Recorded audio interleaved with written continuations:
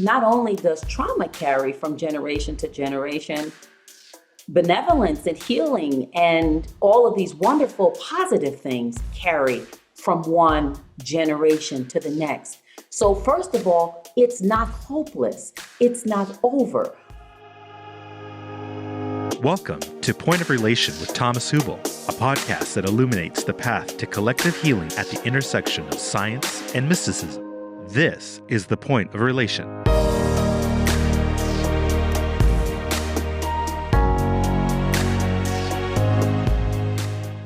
The following episode was recorded during a previous online course with Thomas Hübl. Visit thomashübl.com to learn more about upcoming courses and events. Iya Affo is an international lecturer and historical trauma specialist. She serves as a member of the Arizona State University's Disparities in the Justice System Advisory Board and authored the Trauma-Informed Curriculum for Educators in Arizona and Native American Schools. She's an adjunct faculty member at the Trauma Institute International and founder of Heal Historical Trauma Culture and Wellness Academy. A very warm welcome to our conversation, Iya. I'm happy you're joining us. Thank you so much for inviting me. I can't wait for our conversation. Yeah, me too. I'm very curious to learn from you. And first, I think we are sharing some deep passions. Of course, trauma, ancestral trauma, collective trauma. This is all I think we are both very passionate about. I'm curious, before we go into the details of that, where do you feel your passion about healing, ancestral healing, cultural healing comes from? Like, what's the motivation, or how did you get to where you are now?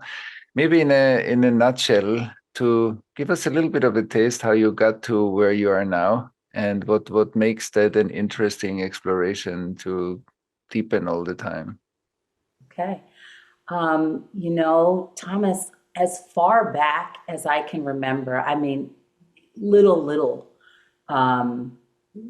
like maybe 5 and 6 years old, I can remember a heaviness and a depression, some disordered eating stuff, all the way back to that age. And as I grew up, I continued, right, to have this heaviness, this pain, this thing that I just could never find where it fit. So I started exploring and I just wanted so badly to live a life that felt whole and full and where I felt free. I just never felt free. I always felt weighted down and heavy. And I didn't really have the childhood or something that happened to me that, would be in alignment with feeling so encumbered at such an early age. So I just couldn't understand why my life was the way it was. And so I kept searching, right? I kept doing all the things. I got into teenage years. It got heavier and heavier, harder. I did all the things, right? I did the psychotherapy. I did talk therapy. I did group therapy. I did some alternative healing stuff, the yoga, this, all the things. And still, as I got older, it was heavier, and more difficult, really just to live a normal life. And eventually, I had suicidal ideation and all those kinds of things, and I couldn't find an answer.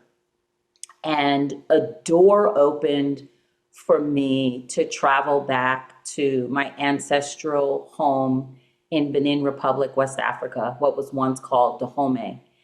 And as I got ready to go to Dahomey, I wasn't sure what I was going to find when I got there, but I knew that I was preparing for rebirth. I knew I was preparing to embark on something that was going to change my life.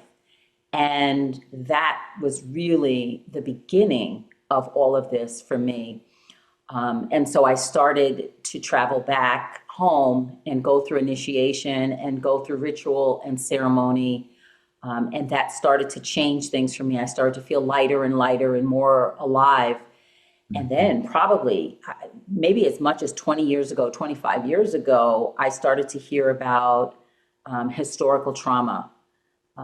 in the Jewish community and then in the Native American community. And I said, oh my God, this is what explains not just me, but so many people in my family, and especially the males in my family.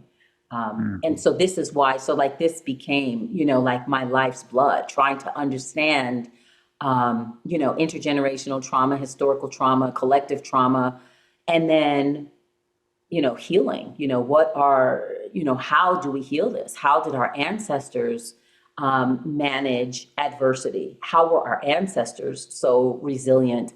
And how do I incorporate some of those things back into my life? Because that has to be where the healing will come. Beautiful, beautiful. Yeah, beautiful.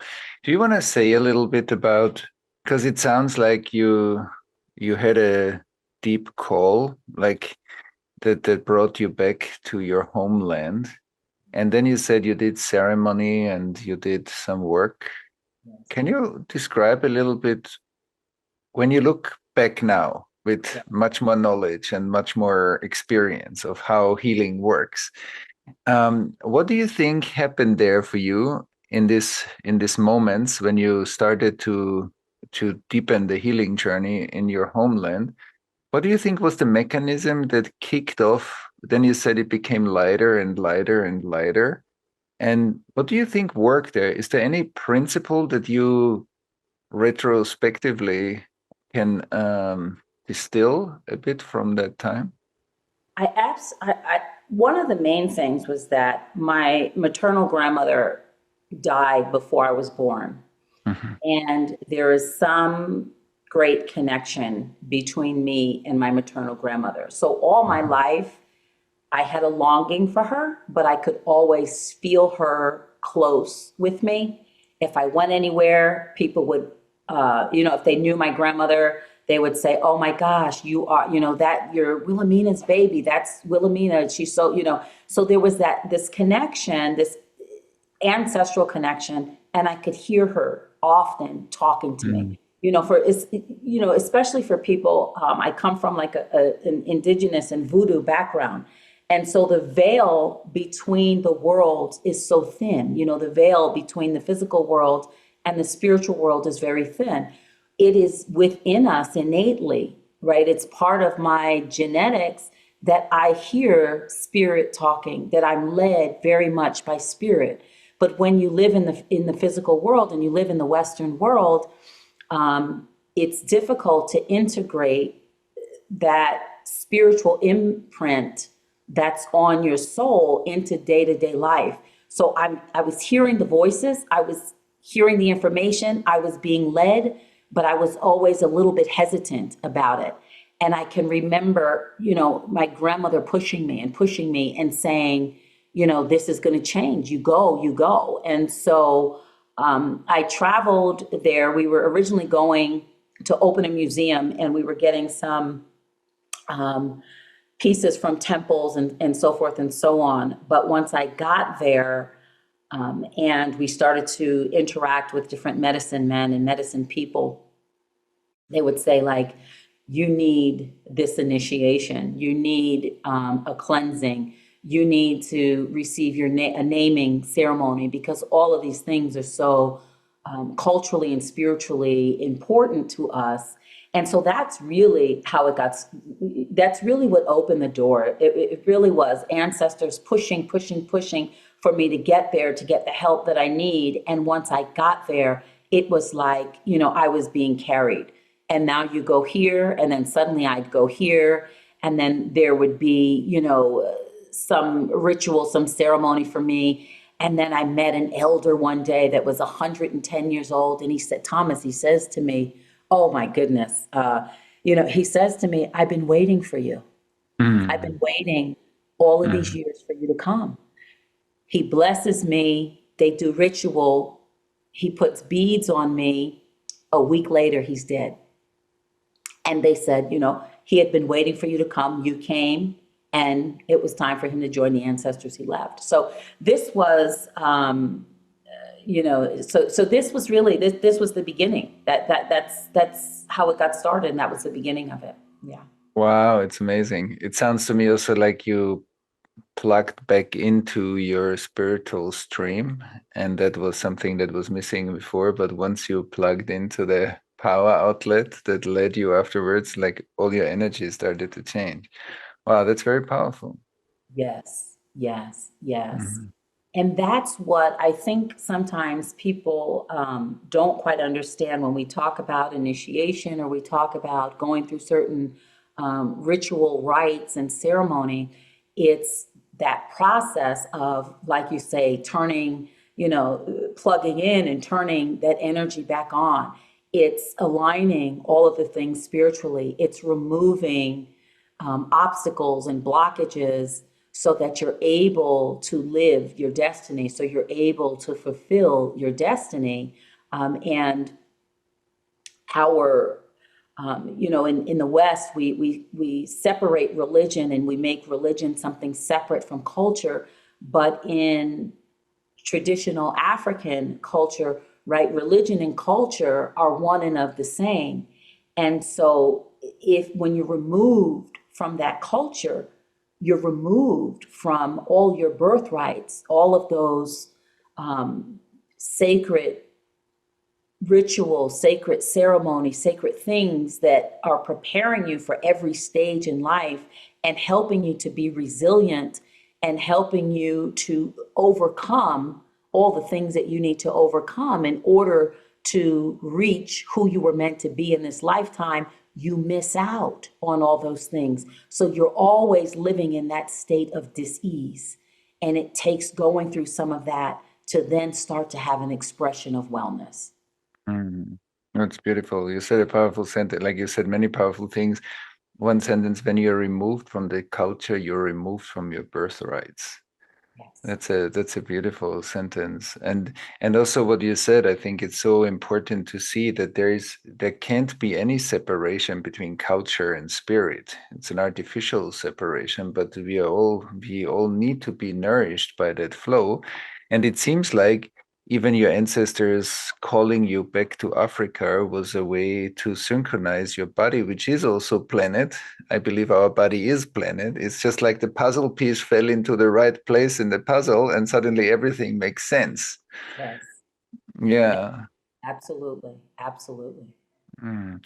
That's sorry, that's also a beautiful description of like that there is no separation between the body and the planet and our place in society even, and once you are plugged into your stream, then you can choose to go anywhere in the world, but that's different from being forced, that the lineage has been forced out of their place.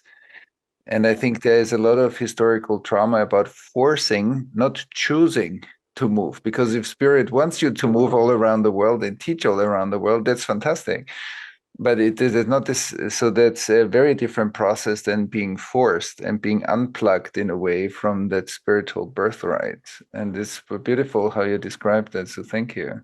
Yes. Yes. Thank you. Yes. Mm.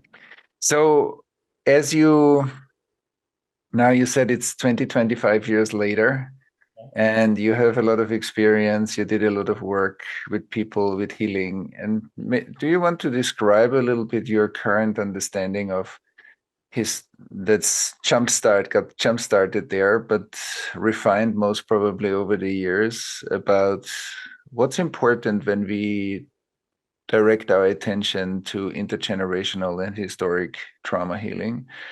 What are the important principles that we need to keep in mind, that we maybe also need to study and develop some skills? Like what's the accumulated wisdom of all this time? Um, I think one of the things that becomes so important to remember is first that trauma is cumulative over time. And when we have ancestors who have gone through um, traumatic experiences, oppression, being removed from their ancestral land, right? We now know that that trauma can be carried on the epigenome of the DNA for up to 14 generations. And with each generation and with each incident, we accumulate more and more trauma. But at the same time, which is so beautiful about what we're doing right now, is that not only does trauma carry from generation to generation, benevolence and healing and all of these wonderful positive things carry from one generation to the next. So first of all, it's not hopeless. It's not over. We have gone through certain things, but we have the capacity to integrate that trauma, heal the trauma, and move forward and heal previous generations and heal generations moving forward. So some of the things that we have to really hone into is that stripping of our cultural identity. Because when you strip people of their cultural identity, you take away their capacity to have resilience. So if you take away somebody's religious and spiritual practices, right? We are spiritual indigenous people who are very connected to spirituality, to nature, to the earth, to one another. We are tribal people. So when you have removed all of us from our ancestral land, and you've taken all these people from different tribes, different places that speak different languages, that have different cultural nuances, that have different histories together, you put us all together in these ships and you moved us across the world. First, we're going to have that issue of we didn't get to have all of those relationships with one another in that process, right? We're all from Africa, but Africa is a continent with 55 different countries and thousands of different cultures and thousands of different dialects. So one of the things that we're going to have within our own community is certain things that we need to heal.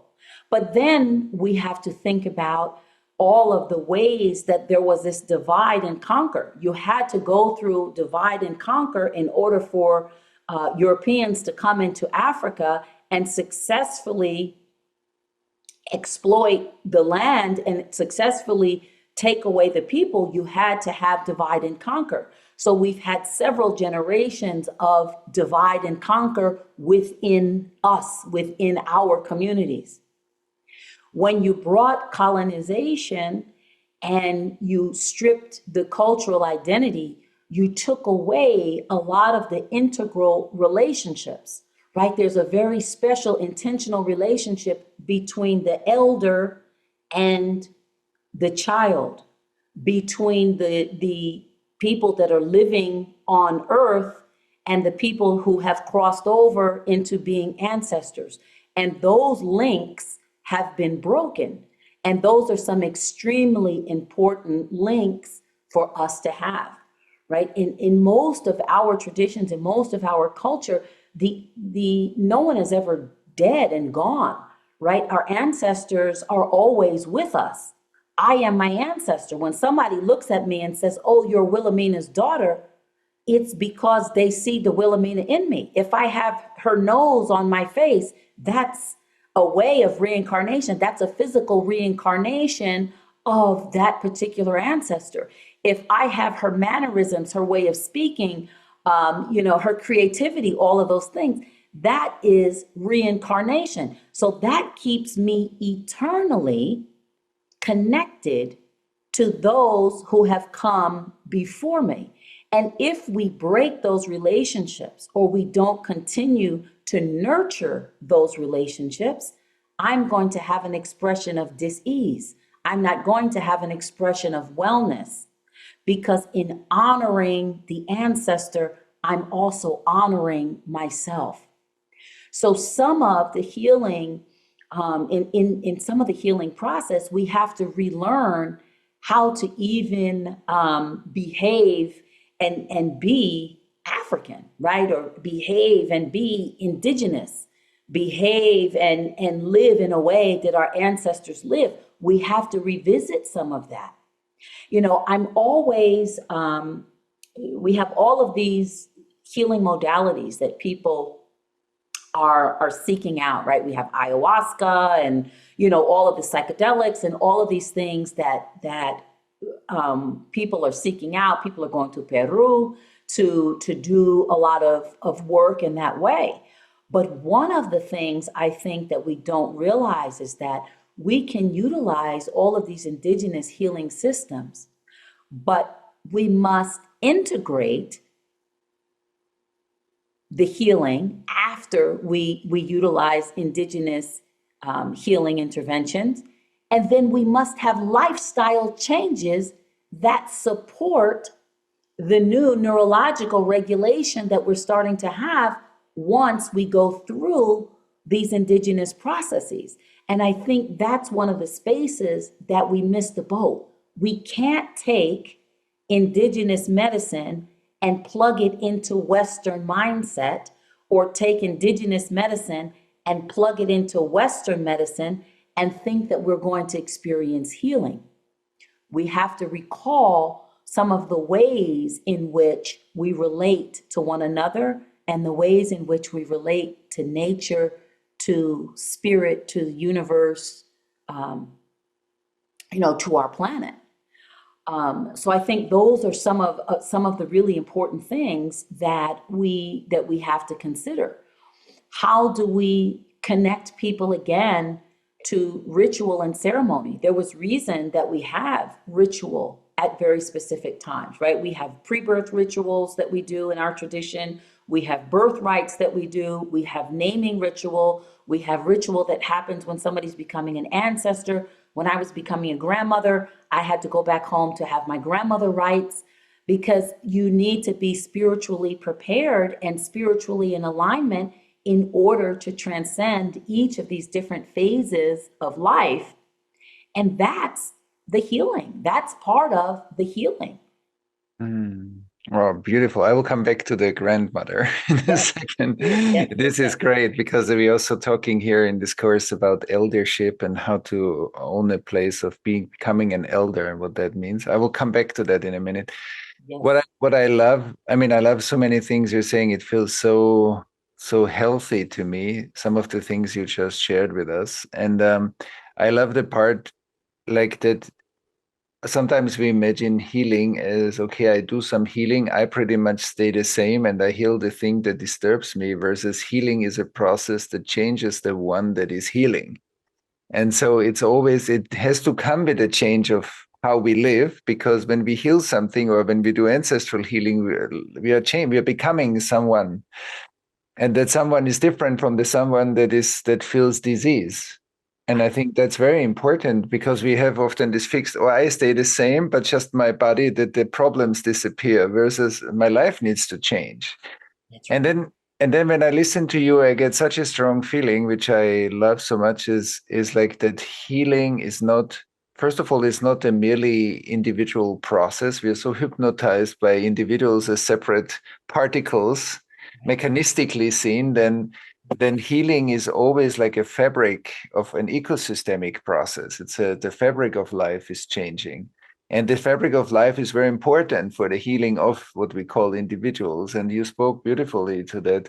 And that the connection to ancestry, to culture, to all our relationships, to spirit, all of that is part of our healing process. So thank you for this. I just wanted to summarize that there's a very organic, fluid quality when I listen to you, and it makes so much sense. Like, makes sense, it means it's intellectually and sensing wise is kind of connected. When I listen to, I can feel what you say, and it makes completely sense in my body. It makes sense in my mind, obviously, but it makes sense also relationally.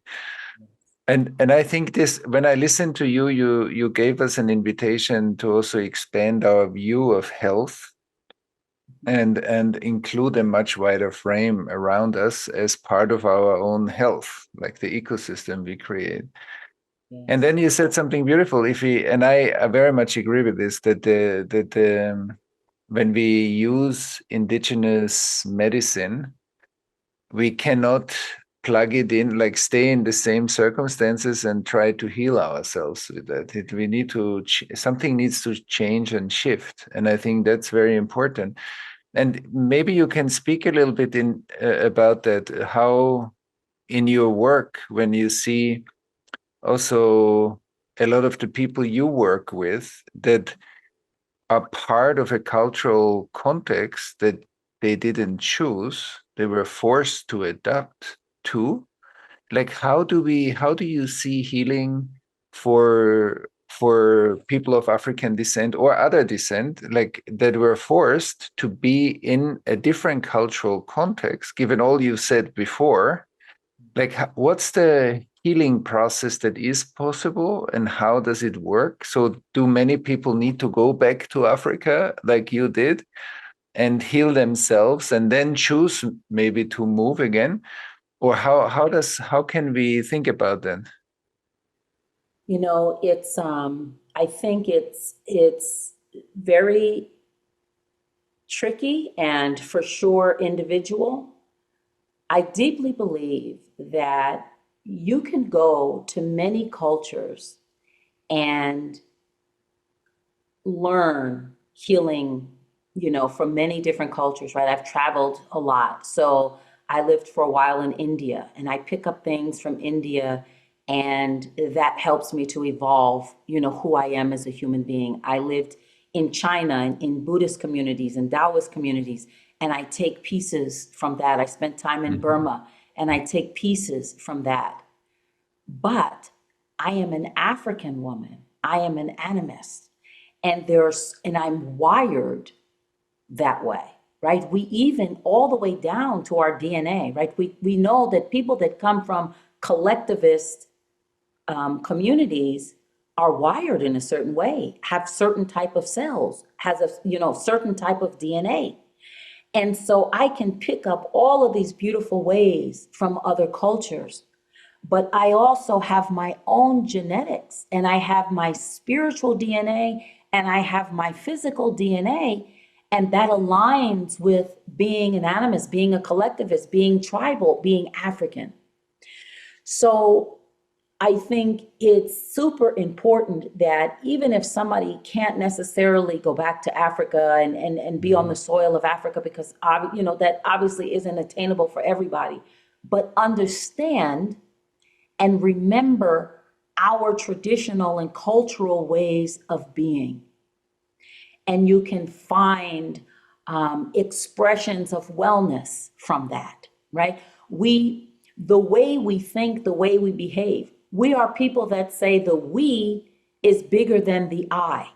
So if we live in a culture that's an individualist culture and everything is always about me, and I, and I am what's important, and I am focusing on me, and this is what I need, and I'm going to put myself above you, we're not going to experience a full expression of wellness because that's not how we're wired. So when we can remember that we are tribal in nature and we are wired for tribal ways of being and adapt some of those ways of being back into our lives, that's part of the healing. That's going to make us start to feel safer, feel more regulated, because that's the way that's what's innate to us. How do we eat in some of the ways that our ancestors ate, right? I'm not talking about how we were forced to eat the slop because we were enslaved at one time. I'm not talking about, right, that from what we know in the Americas, but I'm talking when we were back on the continent, how did we eat? What were our food ways? This is part of the healing. Understanding our spiritual ways of being. I'm not saying we change religion and we change this and that, because organized religion is something different, right, than how you live culturally, how you live day to day. But understanding some of our cultural ways of being and seeing how we can adapt some of those things back into the way we live. Thomas, I think it goes all the way down to, right, we are people that come from living in nature, living in close connection to the earth. And here we end up living in these boxes, right? These Mhm. unhealthy, toxic spaces, and we spend, 90% of our life in these spaces. How can we experience wellness if we're not connecting to nature? So even when we have to be inside our houses, how do we bring nature inside our house? How do we create biophilic spaces so that even the environment that we are in is supporting our connection to nature? I think all of these things are part of the healing. How do we fix our relationships? We're tribal, we're relational as humans, right? Even outside of Africa, but as humans, we are wired for interconnectedness. We are wired for relationship. When we moved into the space of prioritizing capitalism over relationships and over human beings, we already started to become sick as Mhm. society, right? So, how do we prioritize relationship again? How do we relearn our roles within the family, or at least recreate, our families, right? I get it, we're in the 21st century and things are different, but how do we recreate our families so we have those relationships? For us, ancestors and elders are at the foundation of our family, of our way of being. The family is the microcosm to our communities. If our families are sick and the ways that we're interacting as family is sick, our communities are going to be sick. So, how do we relearn those roles and those ways of being? I think all of that comes into play with the healing. I think, we undergo some of the healing modalities, healing interventions. That's beautiful and wonderful. After that happens, we then have to come into family, community, biophilic space, connection to nature, how we move our bodies, what food we eat, how we sleep, all of the things that help us to have neurological regulation and have expression of wellness. Mm. Yeah, that's so beautiful. I think, I mean, of course, there are racial and cultural differences, but many of the things that I hear from you, I would even say they are so universal, universally human, because all the things you say, yeah, but that's true for all of us. I mean, the healthy community, connection to nature, our bodies, like all the things, the ancestors, all the spirit. Like that's so healthy for everyone. And of course there are differences and there are shades of different forms of all of that, but that's I love it. I love it. I think that's very healthy, and it describes health in a way. Often we look at disease or things that are not working well, but you are describing principles of health, like how community health and even our body as a community of cells, like how everything stays in a flow of healthy relationships and feedback loops, and we are part of systems. This is all, I think, very universally true. And so thank you for that. One thing is certain, that everything is changing, which is not always comfortable, because habits need to change, traumas need to open to give birth to a new version of ourselves. But our souls are calling us, and the global soul, the soul of our world, is calling us constantly to move and to mature, to evolve. And wisdom and maturity, I believe, are the capacity to relate and stay related to the challenge as much as it's possible, and turn that challenge into that growth movement. And we are not the first ones that are going through challenging times, and that wisdom of the former generations lives in us. And it needs to be activated, it needs to be connected to. And also our spiritual capacities. We have a lot of spiritual capacities that we often don't use because nobody taught us, but they're available to everybody.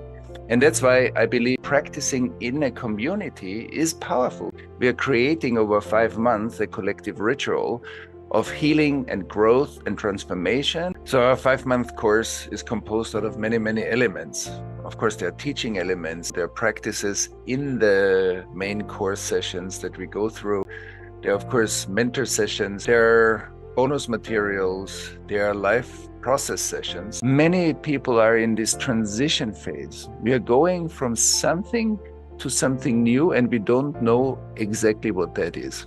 It's a new commitment to trust the intelligence of life and the intelligence of our souls, that we know that we are on a path. This November, join Thomas Hübl for the Path of the Courageous Soul, a 5-month online intensive to transform trauma into wisdom, fulfill your purpose, and navigate uncertain times for personal and collective evolution. Visit the link in this episode's show notes or go to pathofthecourageoussoul.com/podcast to enroll with your special $200 podcast listener discount. Today's guest, Iya Affo, is one of the expert guest speakers joining Thomas in the course. If you enjoyed this conversation and want more in-depth teachings from Iya, we encourage you to join us this fall. Because you started to speak about also like where the culture, where we start to sacrifice some of our health for capitalism, for example. Because if we sacrifice relationships and ethical ways of being with each other, and we start to put something above ethics, when we can discuss this, I want to discuss this with you a bit, like then naturally something goes out of balance. I often say, like, the divine law is the law of living, of life, nature. And then our nervous systems and our bodies, like our nervous system especially, is a lawyer, and we know the law. And whenever we compromise or sacrifice part of it, something happens inside that goes out of balance. And I think for many of us, healing is a way to find, okay, how can we come back in alignment with the universe, let's say, or with everything that exists? Yes. And I'm wondering, when you speak about, or you explore a bit with me, what's the evolution of our ethical development? Because I think once we need outer rules, we need to externalize the law. So it means that inside we don't feel it. If we feel it inside, we don't need anybody to tell us how we are in right relationships and how how to live. I mean, we feel how to live. But when the law becomes separate from the action, so then we externalize the law, and then because we lose the inner connection that the law is one with the action. And so I'm wondering, how do you see the evolution of the ethical line of development, how you see ancestral trauma play a role in that? Maybe you can speak a bit to that. Yes, I think that even as we continue to evolve, we're evolving with that fear, and we're evolving with some of the weight and the trauma from our ancestors. And so I think retraining, some of it has to be around retraining our nervous system. Because when we're living with fear and we're carrying that trauma, and the trauma is cumulative, and we're having all of these physiological reactions in our bodies, it changes our character. It changes how we behave. And so if I'm a person that's constantly in fight or flight response, and I have all of those stress hormones that are pulsing through my system, that changes my behavior. I become somebody that's aggressive, perhaps. I become somebody that's violent, that's hostile, that's controlling. Or I become somebody that is withdrawn and wants to flee and run away and not be able to have relationships and have interconnectedness with others. That starts to look like personality, when really that has to do with what's happening physiologically. So how can we retrain the physiology so that we have behaviors and characteristics that are in alignment with those internal laws, and then those internal laws can move into action? But if we are always out of balance physiologically, neurobiologically, it's going to be very different to marry those internal laws with our own actions and what's happening in society and externally. Does that make sense for you? Yeah. Yeah, absolutely. Absolutely makes sense. And maybe you can also speak a little bit to, because if we look at history, often we talk about trauma, Yes. also ancestrally, but we also need to talk about the transgression and how transgression is becoming like an intergenerational substance that is being passed on, or the trauma of transgression, like the transgression is not just happening and then everybody walks away and everything is okay, so that there's something happens in us, like when we look back in history, even thousands of years, like all.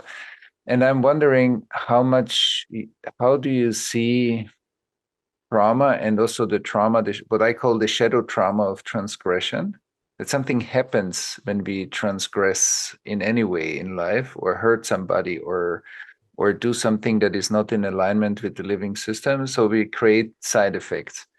How do you see that, like how do you see the difference between trauma and transgression being passed on? Did you ever like, is there a way you can describe this to us, what you learned through your work, how that looks like?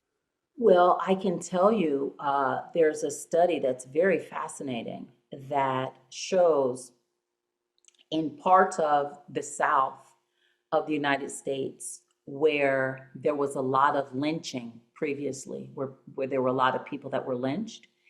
In those parts of the South, right now, what we're seeing is that in schools, there's a dramatically increased rate of corporal punishment.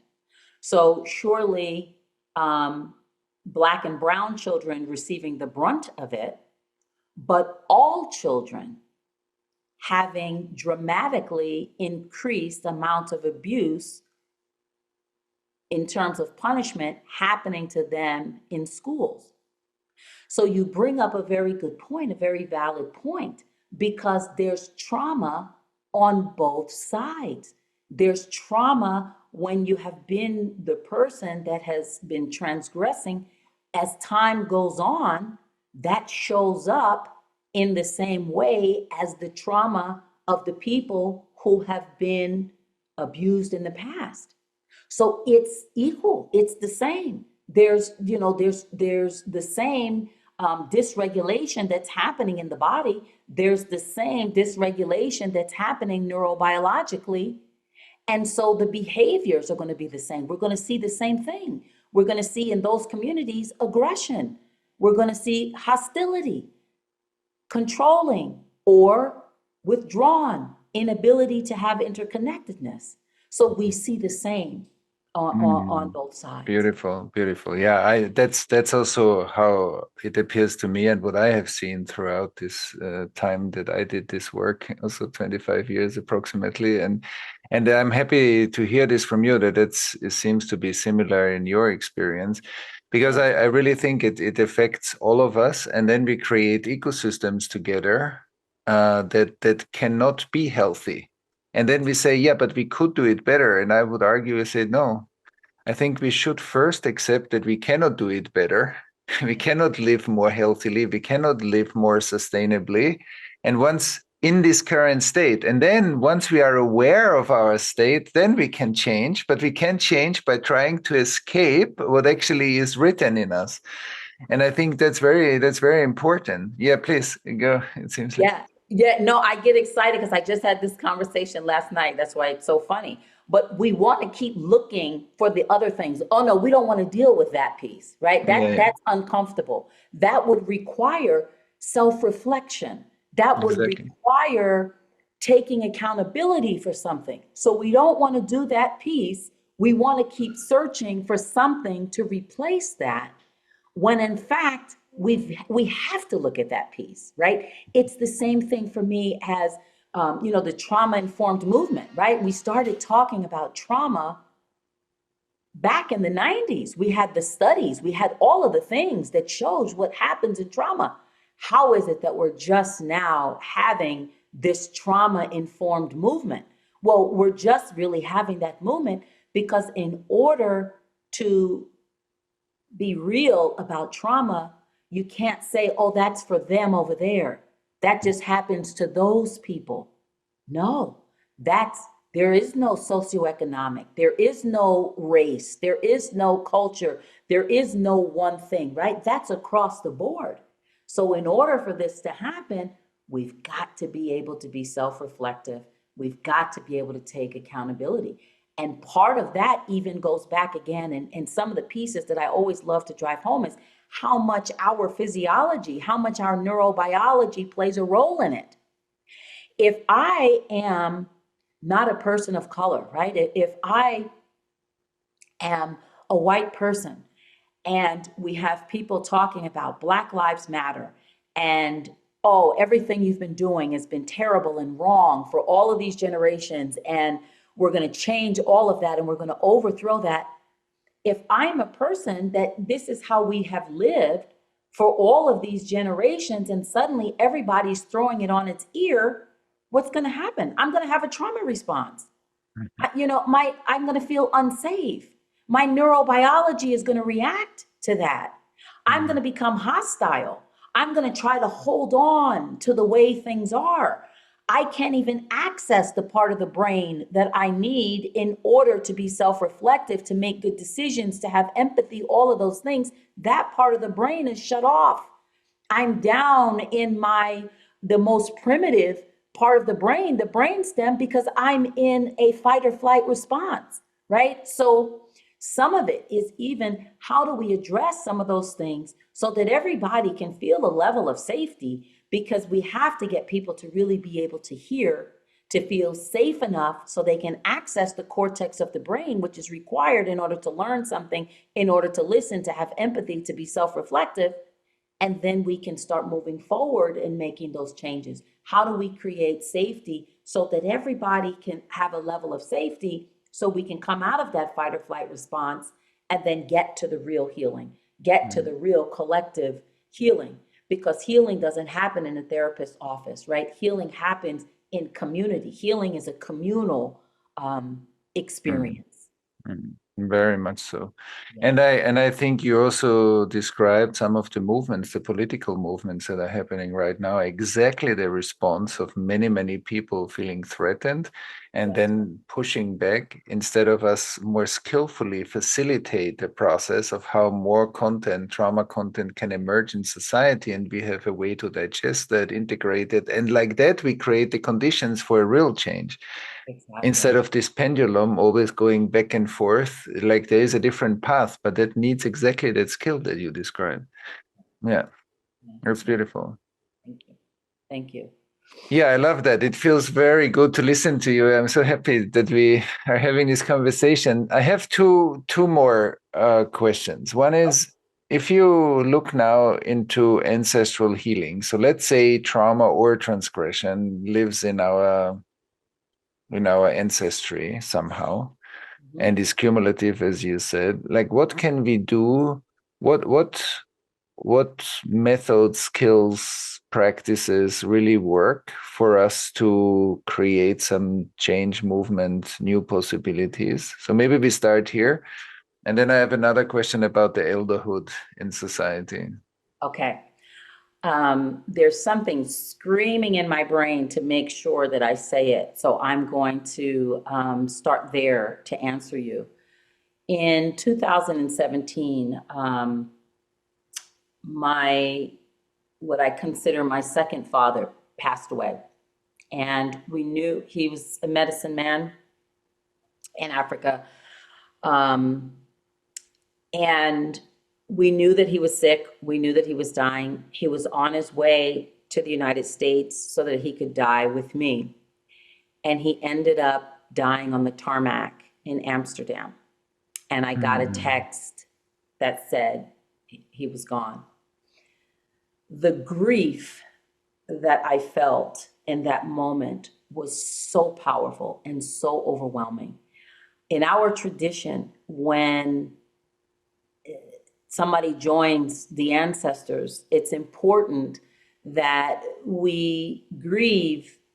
Well, I shouldn't say grieve, but that we cry or try to hold on to them in just a small window. We have a particular time where you're crying, you're wailing, you're wanting to hold on to that person. And then after that, you need to stop because we need to do ritual and they need to be able to move up and move on. Mm-hmm. So I had a limited time to manage those emotions and I didn't know what to do with them. I was just overwhelmed. Mm-hmm. And I said, okay, what am I going to do with this? And so what I decided, I'm a creative person.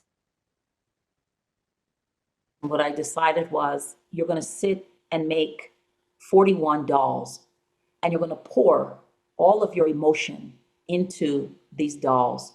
And when you're done in 3 days, you're going to put them in the box and you're going to put the lid on the box and then you're going to put it away so that you can move forward and have the ritual and the ceremony that's necessary. And when you need to revisit those emotions, revisit those feelings, you'll go back to that box, you'll open them up, you'll manipulate the dolls. And this is how you're going to manage your grief. I think that people have to, I think it's so wonderful when we have opportunity to have healing conferences or to experience Indigenous healing in some kind of way. But people have to learn how to manage their own healing. How can I incorporate things into my life that's going to help me regulate my neurobiology so that I can create new neural pathways so that I get to have different behaviors. Therefore, this expression of healing, this expression of wellness. So some of those things have to do with, do I shift how I look at death? Do I shift how I look at ancestors? Do I become more open to the relationship with ancestors, right? We just look at ancestors when they're gone, they transition. They're not gone, they haven't gone anywhere. Your relationship with them transition, it looks different, it changes. How can I expand some of the ways that I think, reframe them, have a different understanding so that I can help to regulate my brain? I think at the top of at the top of healing is, how do I regulate myself? Because when I can regulate my brain, my behaviors change. My quote personality, what we think is personality, changes. My parenting can change. If I'm always in grief, if I'm always in pain, if I'm never regulated, I'm going to be a parent that maybe is a little bit more aggressive or a little bit more removed than what I would want to be. My parenting changes when I can regulate the brain. So how do I incorporate activities into my life that regulate the brain? We know that there are a lot of very simple things. Traditionally, many of our cultures dance, right? Dance in community. We can look across cultures. That's one of the most powerful things we can do for the brain, is dancing in community. Singing is another one that's tremendously powerful, which is why when people have been taken into slavery and so forth and so on, some of the first things they weren't able to do was communicate with each other, dance in community, sing in community. But these are all things that are powerfully regulating for the brain. I spent some time living in India for a while, and I was very concerned about hand washing our clothes. My son was probably 6 or 7 at the time. There was red dirt clay everywhere. He was playing in the clay. His clothes were white because we lived in the ashram, so forth and so on. Eventually, I learned how to wash the clothes, right? You'd go to the river and you would take the clothes and you would hit the clothes on the rock, hit the clothes on the rock, and the dirt falls off the clothes. Then you have a scrubber. This whole process of washing the clothes became a healing. It was regulating for my brain, right? I'm not Miss Woo Woo that loves to wash clothes or hand wash clothes, right? But truly, this became a meditation because it was so regulating for my brain. Well, we used to do those things, right? Before we prioritized capitalism, surely we walked long distances to get water, and surely we hand washed the clothes, and we had this opportunity to regulate the brain. So how many activities can we incorporate that are similar that help to regulate the brain? because that's the way we can start to have healing within ourselves and healing within our communities, because how we relate to one another changes. If every single time we relate to somebody and we have a healing centered interaction, right? You and I get on to have this conversation. We laugh, we joke, we talk, we get to know each other.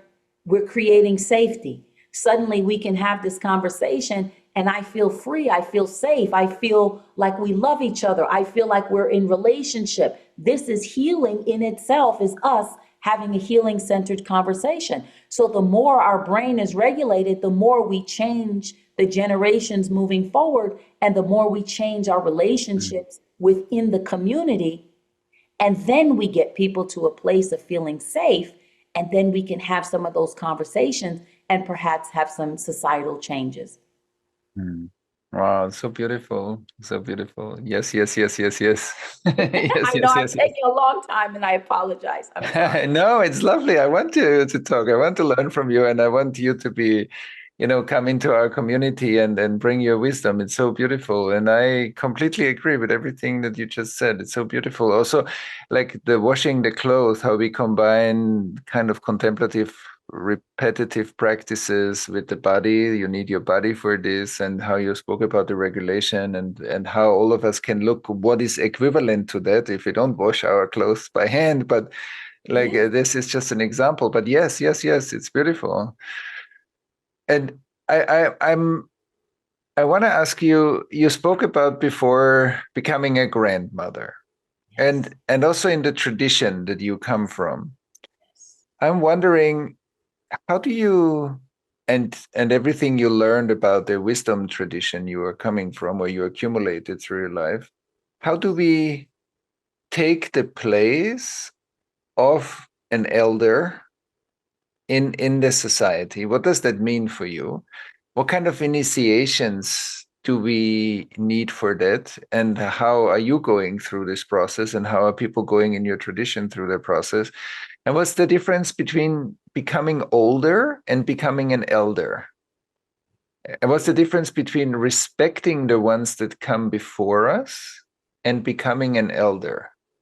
So maybe you can speak to all of that a bit. Okay. I was terrified about becoming a grandmother because I had not experienced a grandmother, right? My maternal grandmother passed away before I was born. My other grandmother, I didn't have access to in that way.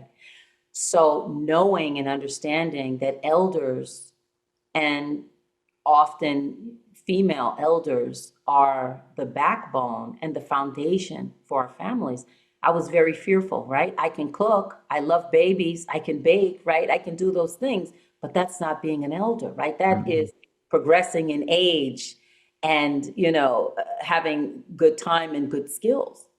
First, I went back home to have initiation. We have certain rites that we do, certain initiation rites that we do to become a grandmother, to be moved into that, to transition into that phase of life.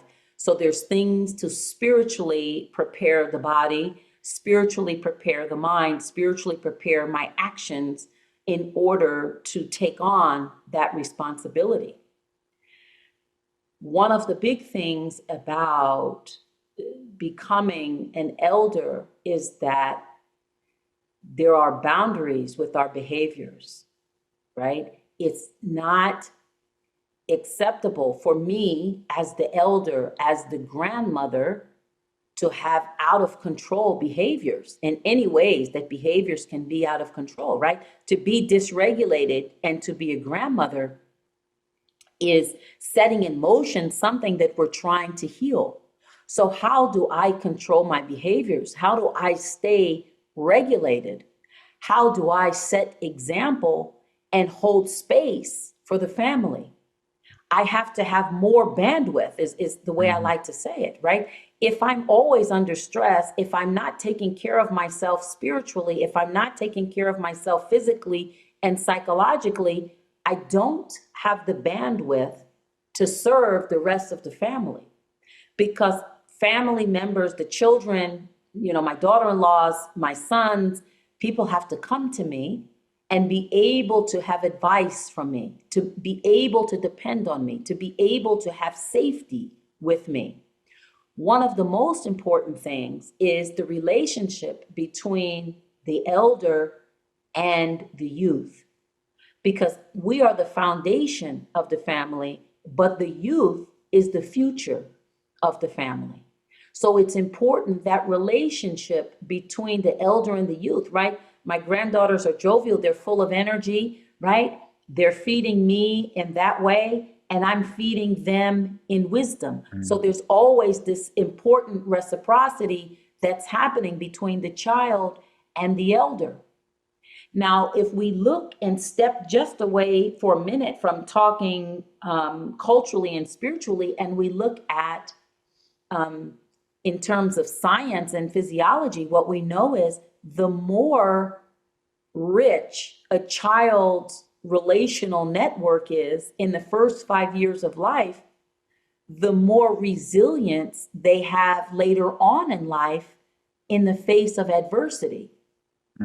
So it's very important for me to have an active role in raising the grandchildren and spending time with the grandchildren and being another caregiver for their own neurological development, i.e., their resilience later on in life. So how do I make sure that those relationships exist? I think one of the things to look at really too in the Western world is that the children are not my children. I don't possess those children, right? The children belong to the family. It's everybody's responsibility to be raising the children and have a role in the children's lives.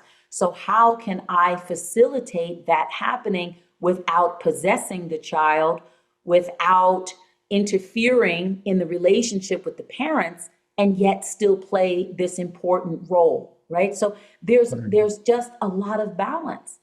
And how do I set myself up to listen to what the ancestors are telling me, right? The ancestors are always guiding and advising and sending me in the way that I need to be sent to serve the family. So do I have the bandwidth in order to hear those voices? And am I trusting what I'm heard, what I hear, and how I'm being led? So I think all of those things come into play when we start talking about the wisdom of the ancestors that came before us and how we prepare to be an ancestor and prepare the future generations. So there's that balance between all of those things. And in every interaction that I have, that's healing. And in every way that I integrate a trauma from the past, or we heal something from the past, or we change something that was detrimental, we heal in both directions. I'm healing the ancestors, and I'm healing the future generations as well. So this role is a very integral and important role that we have to take with a lot of responsibility and sensitivity. Wow, beautiful. So what I hear is basically more bandwidth because of your own path that led you through all kinds of healing and initiatory experiences. Yes. I also hear like the fluidity of communicating with your own ancestors, like to receive the wisdom that is already in life and to receive the inspiration of the future generations and be a channel for both, like to let both flow through in a way. And that's the communication. That's how we are whole in a way.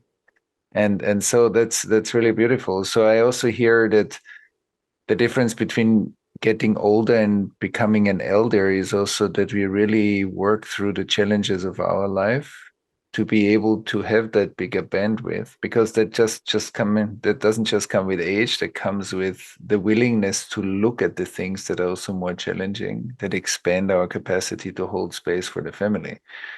That's beautiful. So perfect. Yes, you're so eloquent in that explanation.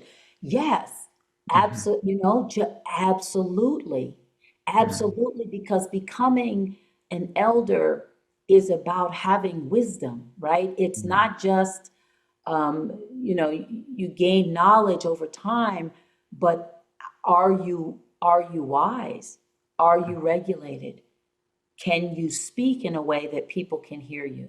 Can you resolve conflict that comes up? In our tradition, um, if my sons and their wives are struggling and they can't manage to work it through, the families get called in and help to Mhm. negotiate some of those challenges, right?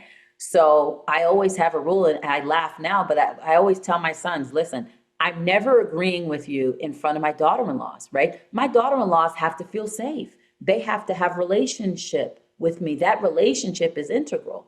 So I will never have them feel that I'm siding with my sons against them. Never going to happen. I'm always going to side with my daughter-in-law. If there's something that I need to have conversationally with her, that's done offline. That's done in private between the two of us, because that doesn't need to involve anyone else, because the humiliation or the hurt or the Mhm. discomfort, how can I be equal in negotiating different issues?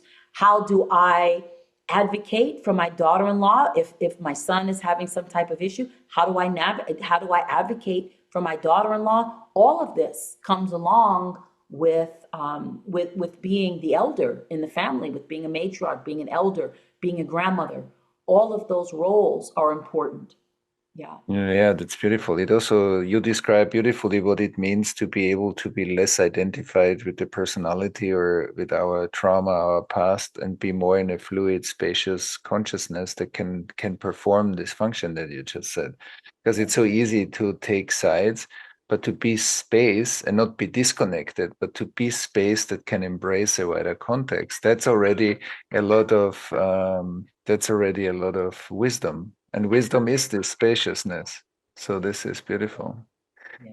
Yes. Wow, it's so amazing. It's amazing. I love this conversation. And I would love to continue our conversations if it's possible. It's so lovely. There's so much resonance here. And I think there's so much more we can unpack. I was Yes. I was wondering if there's anything you want to say that we didn't say that makes this conversation complete for you. And then we see how we continue in the future. Yeah. No, I feel like the things that were really important for me to say, you gave me the space to say. So I think, no, I feel complete. I thank you so much. I love the way you're able to summarize so eloquently what's being said to be able to emphasize that and make sure people get it. And so, yeah, it was just a beautiful, beautiful experience with you, and such a lovely conversation. And I thank you. I thank you so, so much. Yeah. So that's exactly what I experience in the conversation, this healing centered space. And I walk away with that fulfilled and inspired and kind of like the sparkling neurons, when you have a conversation where you really enter a mutual space and you're in it. Thank you very much. Yeah. Thank you so much. Thank you. Thanks for listening to Point of Relation with Thomas Hübl. Stay connected and get updates about new episodes by visiting our website, pointofrelationpodcast.com, and by subscribing to the Thomas Hübl YouTube channel. If you enjoyed this video, please like it and share about us with your community on social media. Thank you. We appreciate your support.